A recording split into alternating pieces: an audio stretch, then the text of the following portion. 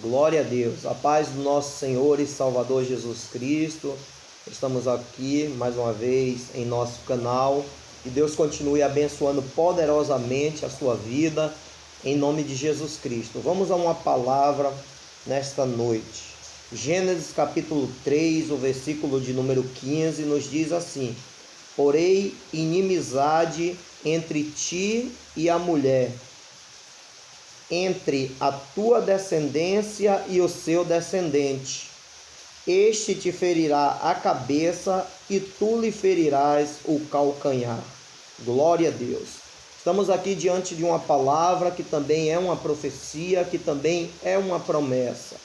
Glória a Deus. O homem estava no Éden, Deus criou aquele lindo jardim e colocou o homem e a mulher ali no Éden para viver um lugar de delícias. Já o significado do Éden diz lugar de delícias.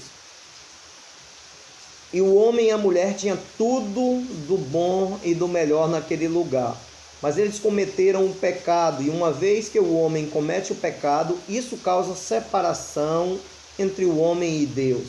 Isaías 59, verso 2, nos diz que os nossos pecados, as nossas transgressões, causam separação entre nós e o nosso Deus.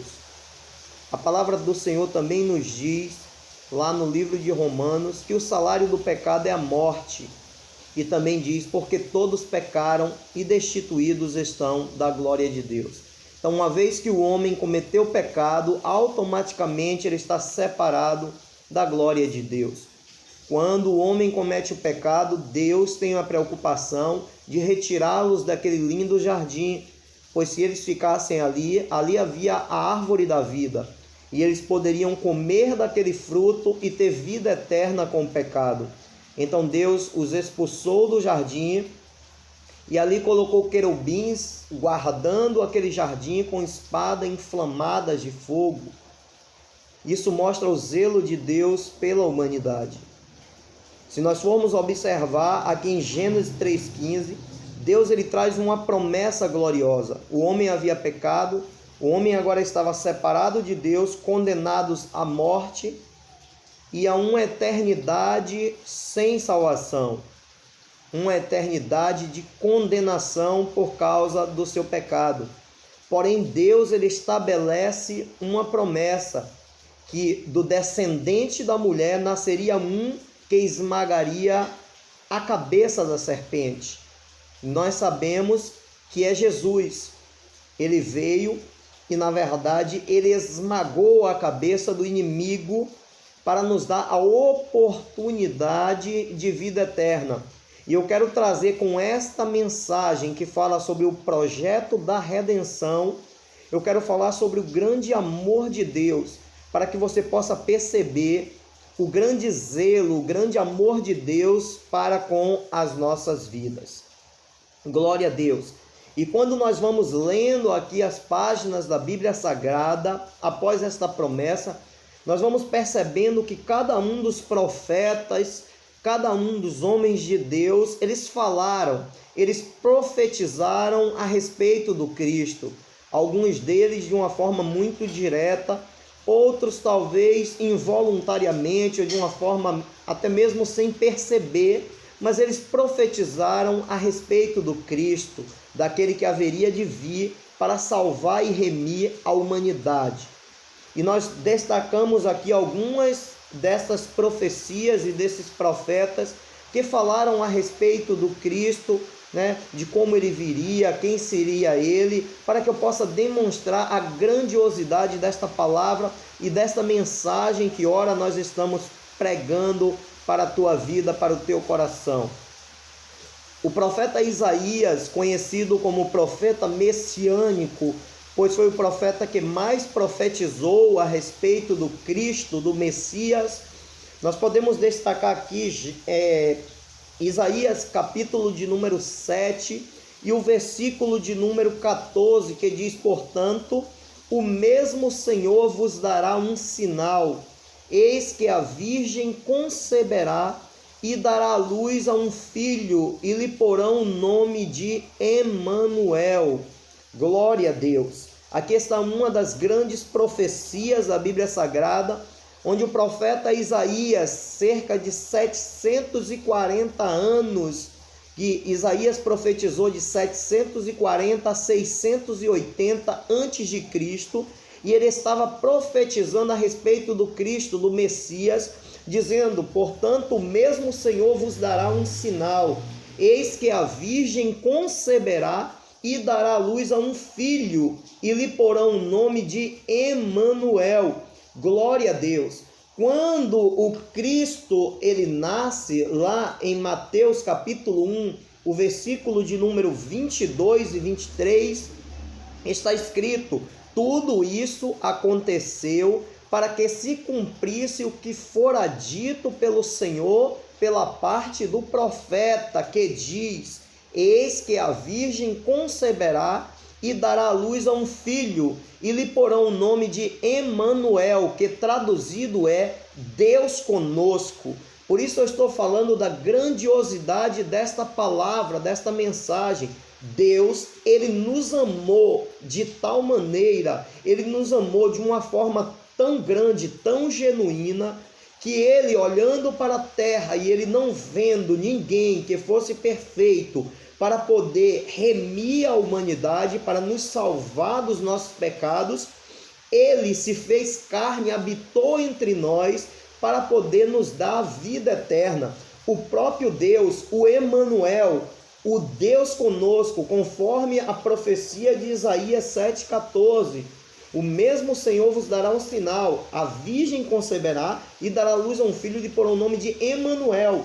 E Mateus diz que Emanuel quer dizer Deus conosco, ou seja, o Deus humanizado, um Deus todo-poderoso que criou os céus e a terra, que toma agora forma humana e vem como filho para remir a humanidade, para nos tirar dos nossos pecados e nos dar a oportunidade de vida eterna. E isso é muito glorioso.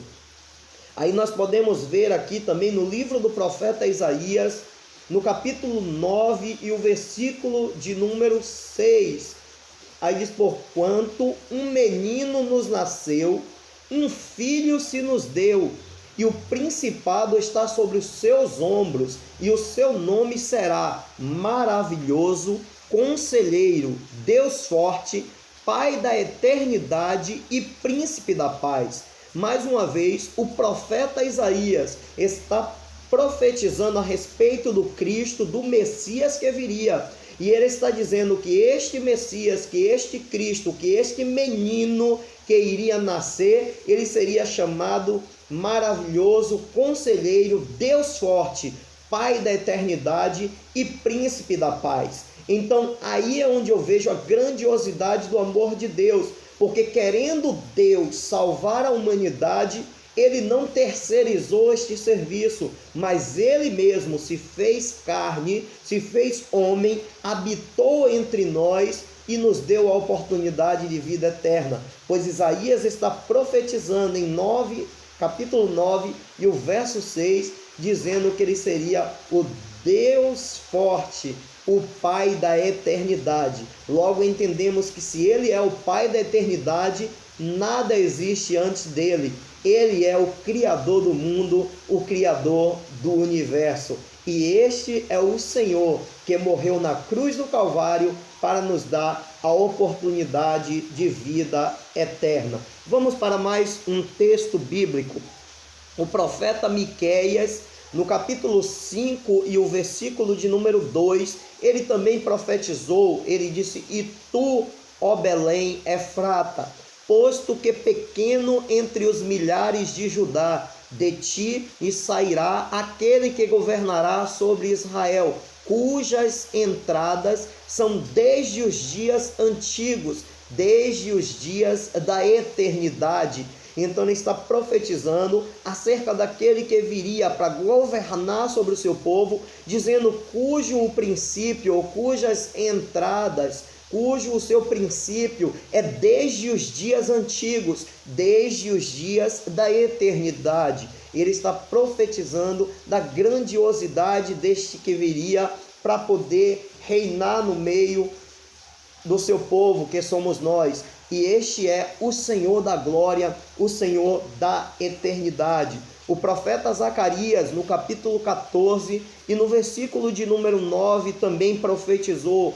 Ele disse: o Senhor será rei sobre toda a terra. Naquele dia, um será o Senhor e um será o seu nome. Então nós podemos perceber que Deus ele recebe muitos atributos no Velho Testamento. Para cada uma das suas obras, das maravilhas que ele operava, ele recebia um atributo, ou seja, um nome, um direcional para aquela situação. Mas o profeta Zacarias está dizendo que o Senhor seria rei sobre toda a terra e que naquele dia um seria o Senhor e um seria o seu nome. E este nome é conhecido entre nós, este nome é Jesus. É o nome que está acima de todo o nome. Glória a Deus, ao qual nós devemos adorar e reverenciar este nome. Louvado seja o nome do Senhor. E quando nós dizemos aqui que existia uma promessa e que se cumpre, e que Mateus declara que este Emanuel, que é Deus conosco, ele vem ao mundo e ele cresce como um ser humano, como aquele que haveria de remir a humanidade, como aquele que recebeu a forma humana, um corpo, para haver derramamento de sangue, pois sem derramamento de sangue não pode haver redenção. Podemos ver que no Velho Testamento foi construído um tabernáculo e que todas as vezes que alguém cometia um pecado, levava-se oferta perante o sacerdote, o sangue era aspergido sobre o altar. Então, havendo derramamento de sangue, havia também a redenção pelos seus pecados. Então agora o Senhor ele se faz carne, habita entre nós e ele derrama todo o seu sangue para nos dar a oportunidade de vida eterna. Nós podemos ver no livro de Atos dos Apóstolos, capítulo 20 e o versículo de número 28, que o Dr. Lucas escreve algo glorioso. Ele diz assim: olhai, pois, por vós e por todo o rebanho, sobre que o Espírito Santo vos constituiu bispos para apacentades a igreja de Deus, que ele resgatou com o seu próprio sangue. Ou seja, em Atos dos Apóstolos 20 e 28, a Bíblia está declarando que o Senhor, o Deus Todo-Poderoso, ele derramou sangue para poder comprar a sua igreja. Com o sangue que ele derramou, ao qual, quando Atos dos Apóstolos, Lucas está escrevendo, mas Paulo está proferindo essas palavras. Paulo está pedindo para os anciões de Éfeso ter cuidado, zelar do rebanho, zelar, porque ele disse: depois da minha partida vão surgir entre vós lobos cruéis, que não pouparão o rebanho. Então Paulo chama essa liderança, os anciões de Éfeso, e disse: olhem por vocês mesmos e por todo o rebanho, zelem, pelo que o Espírito Santo constituiu vocês como bispo para apacentar, para cuidar da igreja de Deus que ele resgatou com o seu próprio sangue. E nós sabemos que Deus, Espírito, ele não tem sangue, mas Deus, que era Espírito, ele se fez carne e ele derramou o seu sangue na cruz do Calvário. Se nós formos ver em João capítulo 1, versículo 18, diz que Deus nunca foi visto por ninguém, mas o Filho unigênito, este o revelou. Ou seja, Jesus é a expressão visível do Deus invisível. Ele é o Deus Todo-Poderoso humanizado na forma de carne como um homem para derramar sangue e salvar a humanidade dos seus pecados. Então nós podemos glorificar muito a Deus, porque o Deus que criou o universo, aquele que é dono de tudo, ele abdicou da sua glória, tomou a forma de homem e morreu por mim e por você, para nos dar a oportunidade de vida eterna. Interessante dizer que ele estava aqui no mundo, que ele passou por todo o processo que os profetas proferiram que ele haveria de passar, e foi até o Gólgota, lugar da caveira, passou pela crucificação, verteu todo o seu sangue para poder nos comprar, para poder nos redimir, para poder nos salvar. Mas ao terceiro dia ele ressuscitou, sendo ele Deus e tendo poder sobre tudo, tendo o poder e o domínio sobre a morte, sendo ele a própria essência da vida. Lá no Evangelho de João, capítulo 2, o verso 19 ao 21, o próprio Senhor Jesus, ele disse: derribai este templo. Aqueles homens estavam perguntando: Senhor, que sinal tu nos dará a respeito destas coisas? E Jesus disse: derribai este templo e em 3 dias eu o reconstruirei. Ou seja, porque ele tem a vida em si próprio, porque ele é o Deus Todo-Poderoso. Então ele disse: vocês vão derrubar este templo e em 3 dias eu vou reconstruir, eu vou reedificar, eu vou levantá-lo. E se nós formos ver o verso 20, eles disseram: olha, os judeus levaram 46 anos para construir este templo e tu está dizendo que vai derrubar e vai reconstruir em 3 dias. Mas o versículo 21 diz: e eles não sabiam que ele falava a respeito do seu próprio corpo. Ou seja, Jesus, ele é Deus Todo-Poderoso e ele restituiu aquele templo em 3 dias. Louvado seja Deus, para fortalecer a sua igreja, para poder estar conosco conforme ele prometeu todos os dias até a consumação dos séculos. Então vale a pena servir a este Deus que é criador de tudo, que ele é autor, mas também é o consumador da nossa fé. Veja como você é importante e valioso. Deus te abençoe poderosamente com esta mensagem, que você fique na bênção do Senhor. E para você que ainda não é inscrito, inscreva-se em nosso canal e receba muitos conteúdos gloriosos, muitos estudos, ministrações que irão edificar a sua vida. Deus te abençoe em nome de Jesus Cristo.